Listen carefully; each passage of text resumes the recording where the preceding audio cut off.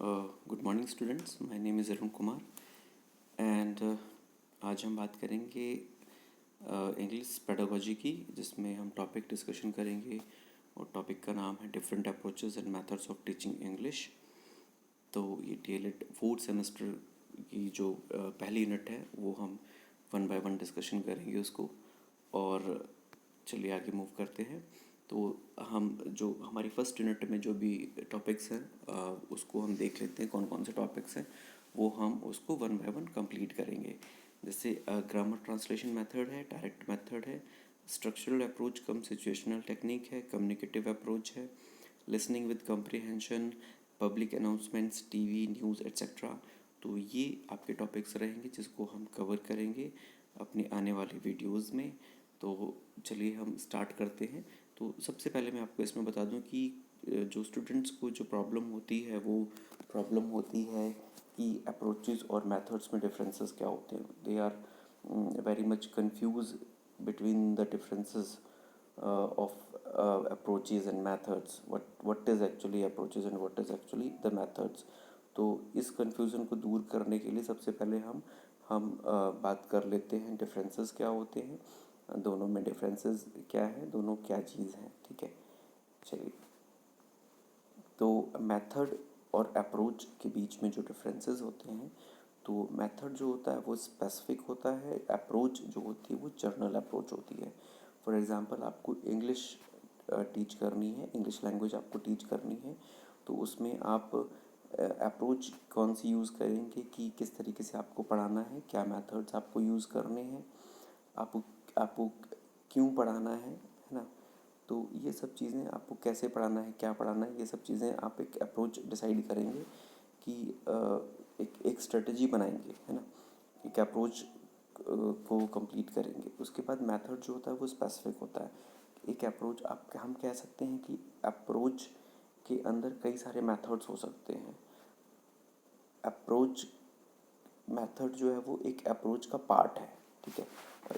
और एक अप्रोच में कई सारे मेथड्स और स्ट्रेटजीज हो सकती हैं, टेक्निक्स हो सकती हैं, ठीक है। तो ये इम्पॉर्टेंट है। तो मेन जो फोकस करना है आपकी अप्रोच और मेथड के बीच में डिफरेंस क्या देखना है।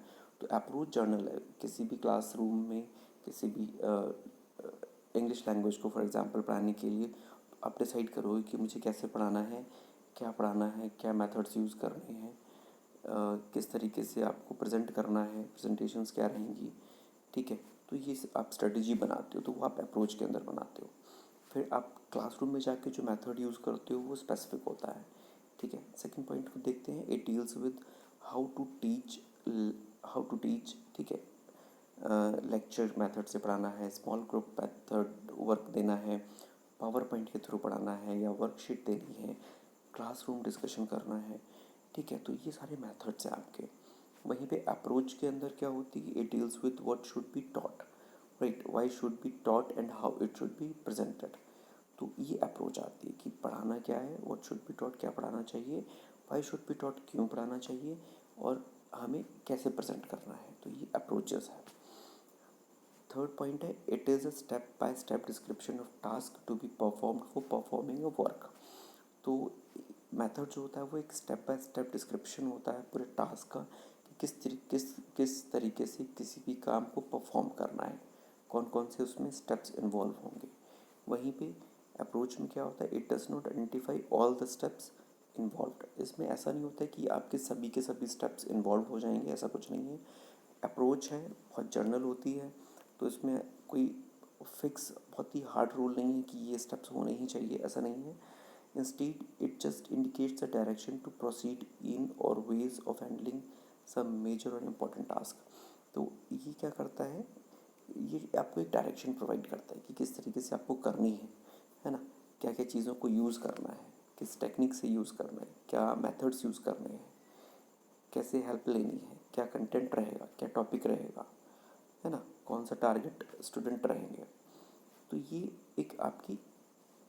आपको डायरेक्शन प्रोवाइड करता है जिस प्रोसेस पे आप प्रोसीड करते हो, जिस रास्ते पे आप प्रोसीड करते हो, चलते हो, ठीक है।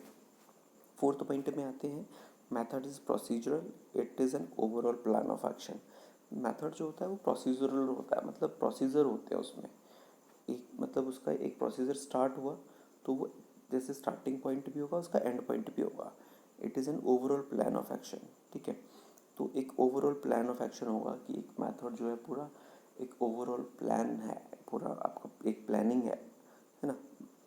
वहीं पे अप्रोच में क्या होता है, approach is in axiomatic, it is a set of correlative assumptions.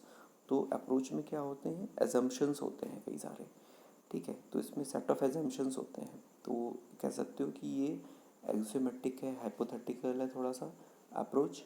तो इसमें बहुत, मैंने पहले भी कहा था कि बहुत फिक्स नहीं होता है, ठीक है। Assumptions we can take the assumptions, ठीक है। वो हो सकता है कि उसकी स्टार्टिंग हो भी ना भी हो।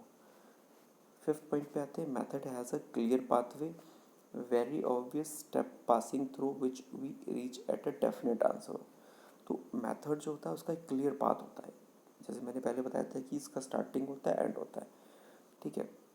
और उसमें ये क्लियर होता है कि किस किस स्टेप से आप पास करेंगे, कौन कौन से स्टेप्स पास करेंगे उसमें, ठीक है। और आप एक डेफिनेट आंसर तक पहुंचेंगे। अप्रोच में क्या होता है, approach is a broad view, approach एक ब्रॉड व्यू है। In an approach several methods may be used, मैंने कहा था कि एक अप्रोच में बहुत सारे मेथड्स यूज़ किए जा सकते हैं, टेक्निक्स यूज़ की जा सकती हैं, स्ट्रेटजीज लगाई जा सकती हैं, ठीक है। Method is a specific and short term, method जो होता है वो स्पेसिफिक होता है, शॉर्ट टर्म के लिए होता है। तो मेथड जो होता है आपका एक स्पेसिफिक मेथड होगा, हो सकता है कि आप क्लासरूम में आप कोई टॉपिक पढ़ा रहे हैं, तो उस टॉपिक को पढ़ाने के लिए आपने, या फिर उस एक पर्टिकुलर आपने, आपको स्पेलिंग बच्चे को याद करवाने के लिए आपने एक मेथड यूज़ कर लिया, ठीक है। उसके बाद आपने उसको सेंटेंस याद करने के लिए दूसरा मेथड यूज़ कर लिया।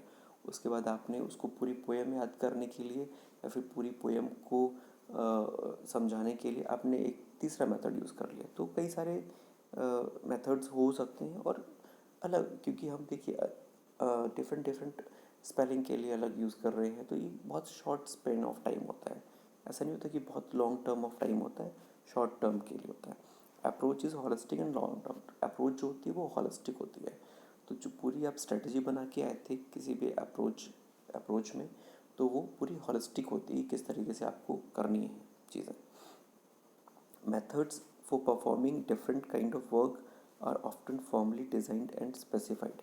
Method for performing different kind of work are often formally designed and specified. तो जो मेथड होता है किसी भी अलग अलग प्रकार के वर्क करने के लिए डिज़ाइन किया जाता है और स्पेसिफाइड होता है, उस काम के लिए वही मेथड ही इस्तेमाल किया जाएगा। Approach is a general guideline on the ways of performing a work, it does not identify all the step involve. Approach क्या है, जनरल गाइडलाइन है on ways of performing a work, ठीक है। तो जो वर्क परफॉर्म कर रहे हो उसके लिए एक जनरल गाइडलाइन है कि किस किस तरीके से किया जाएगा काम, और क्या क्या इसमें स्टेप्स होंगे, क्या मेथड्स होंगे, क्या स्ट्रेटजीज होंगी, एक जनरल गाइडलाइन है। It does not identify all the steps involve, ऐसा नहीं कि सारी की सारी चीज़ें उसमें समाहित हों, ऐसा अप्रोच में पॉसिबल नहीं है।